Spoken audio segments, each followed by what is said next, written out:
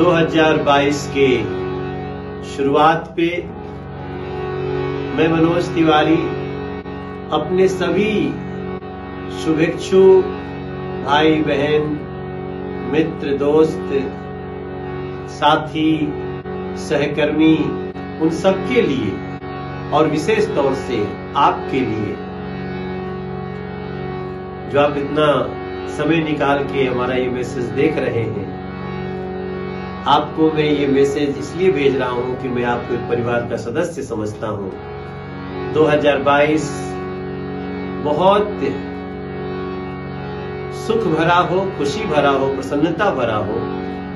मां शारदे हम सभी को अच्छा बोलना सिखाए, वाणी अच्छा दे।